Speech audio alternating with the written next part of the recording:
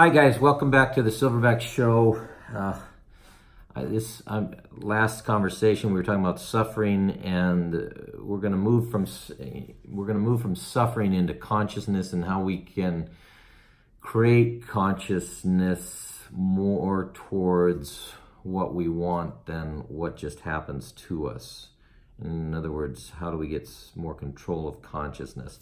Before we get into that, I just want to touch a little bit on defining what we're talking about. We're talking about consciousness. So with neuroscience, with brain research, with psychology, with social sciences, with philosophy, with spirituality, with meditation and quote-unquote spiritual religious experiences and practices, man has been trying to define something that is very, very difficult to define.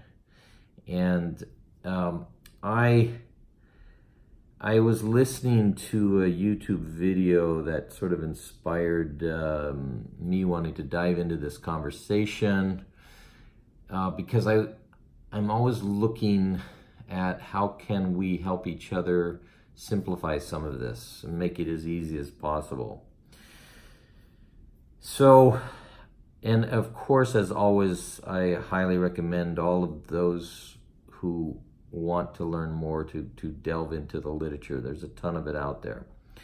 But this YouTube video that I was watching that I'm kind of responding to, there were 4 people giving their comments on consciousness, and 2 of them one was Eckhart Tolle, and one was Michio Kaku, and Michio Kaku's definition of how the brain works and defining consciousness is what I want to start from. So he talks about what separates human beings from the other animals is this prefrontal lobe development that happens sometime between adolescence and 25, not fully developed until 25. And prior to that, you've got the old reptilian brain, and then you've got the mammalian or monkey brain, and then you've got the prefrontal cortex, which you go from three levels of consciousness that he's talking about. One is the reptilian brain that understands the relationship to space, balance, and territoriality. And I talk a lot about these basic primal instincts when I talk about the silverback, because territoriality and hunger are at the core of our being. And right when we think we're going to get away from them, they surface. So the better we come to embrace that part of consciousness, the better we come to embrace that part of our evolutionary history, the more aware of ourself and our potential that we become. So the most ancient part of the brain, the reptilian brain, is really focused on survival instincts. And then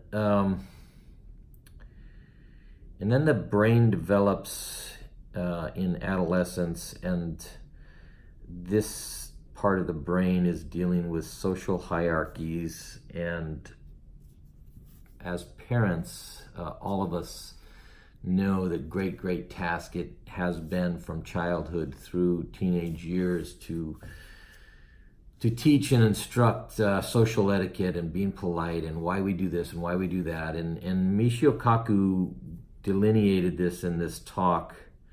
So I highly recommend you guys who want to know more about that, look that up.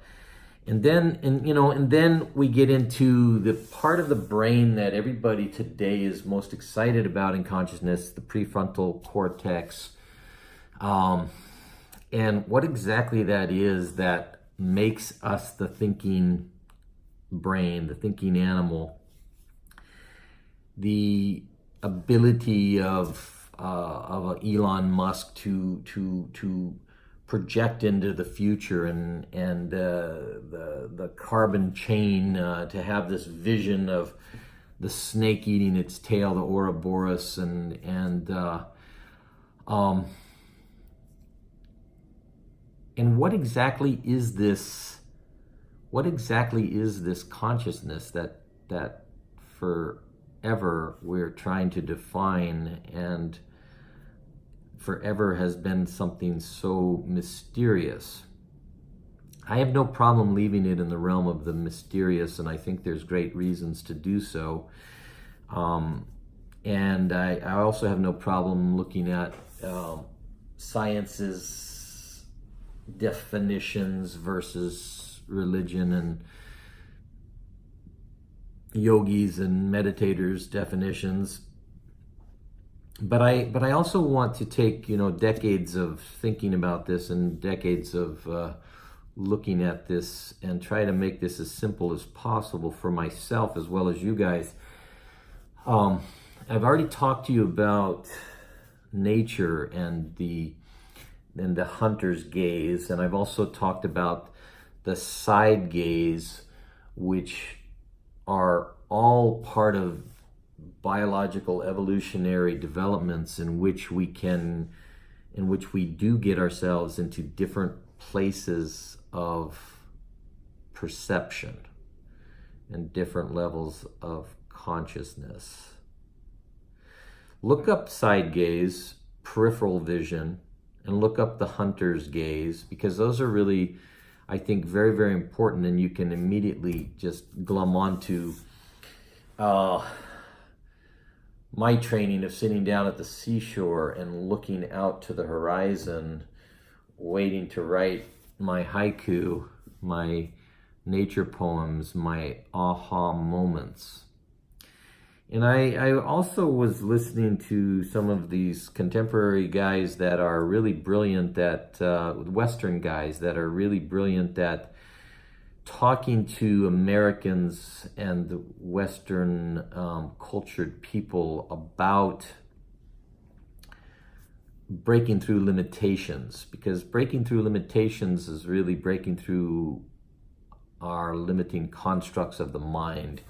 And so whether you're coming from a Hindu perspective or whether you're coming from a Western perspective studying yoga and meditation, or whether you're coming as a Westerner studying Buddhist meditation, or whether you are an Easterner coming from any of those, it really doesn't matter. My objective is always, it really doesn't matter who is communicating the message. The only thing that matters is what's the easiest way to digest the material.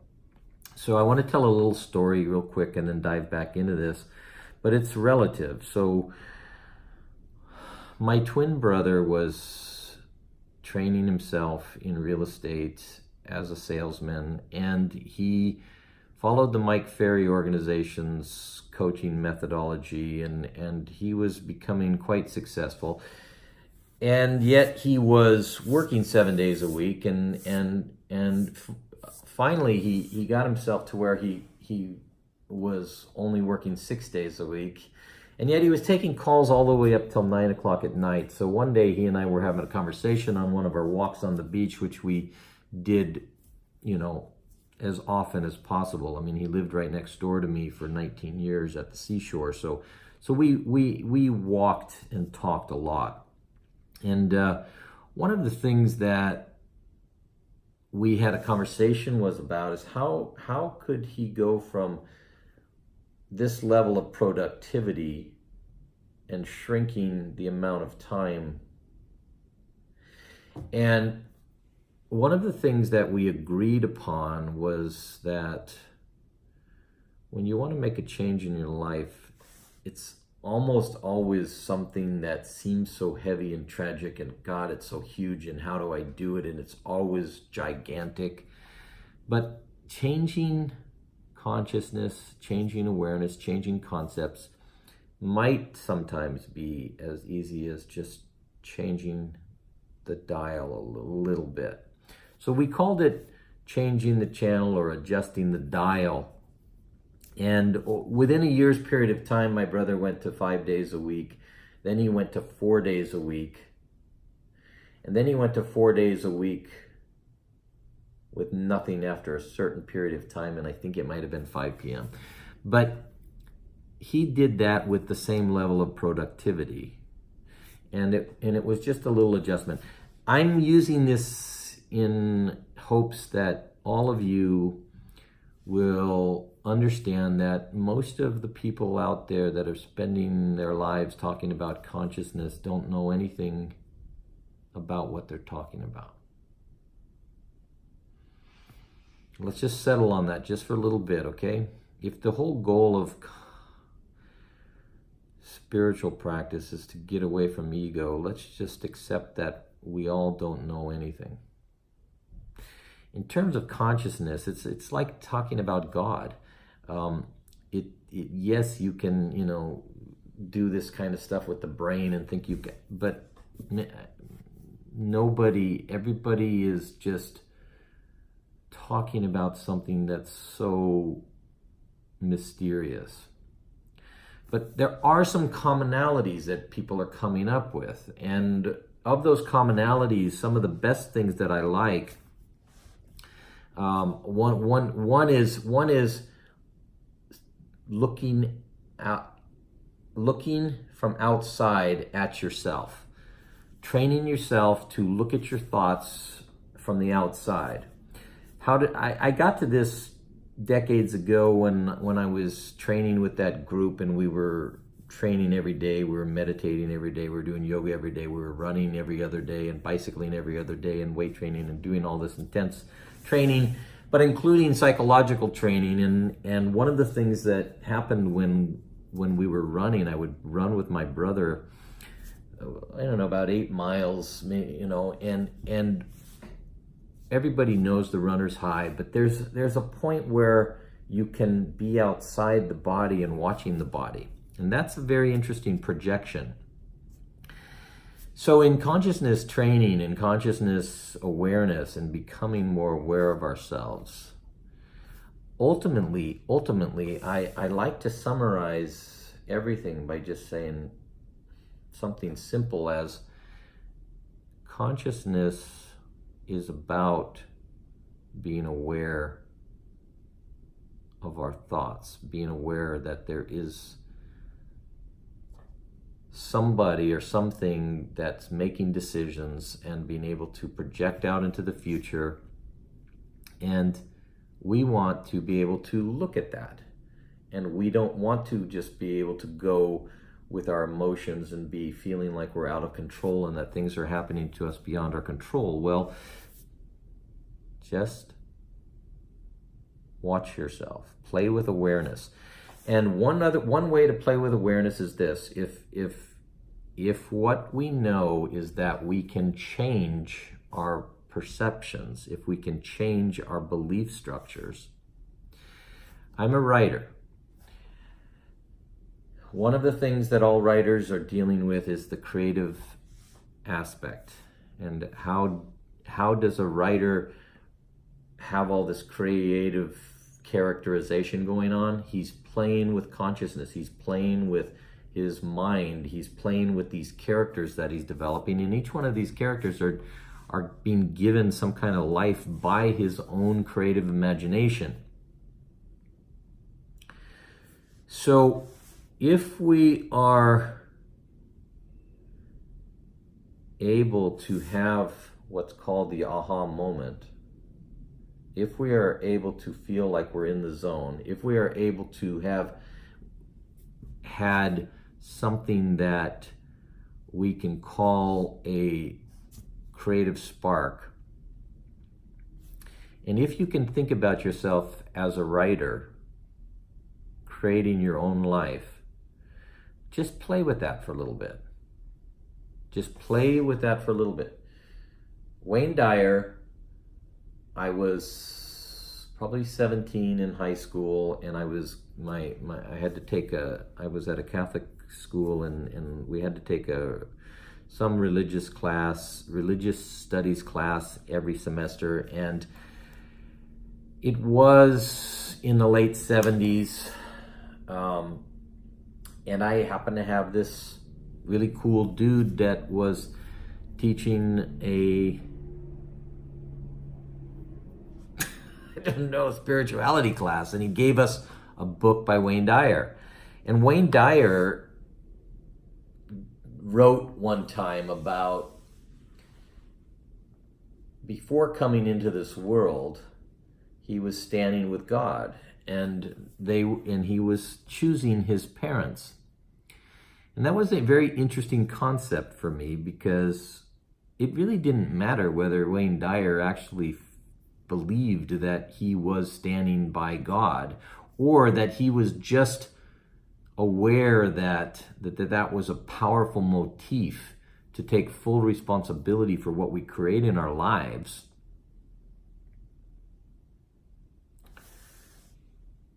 But the powerful thing about it was, I am here as co-creator with God, whatever that means, and we can get into that later. Trust me, I'm not trying to go into religion here at all. All of what I talk about is beyond religion and encompassing all religion, because it all comes down to belief. What I'm talking about is that we can play with imagination. We can create the heroes that we want in our lives, and we can be the heroes that we want through our creation. We can give our children that gift. And yet, until we see that we're the projectors, that's the best way to look at it. You and I are projecting every second of the day. So let's decide what we want to project.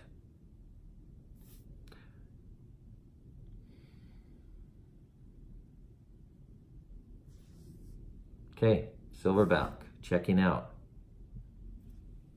Namaste.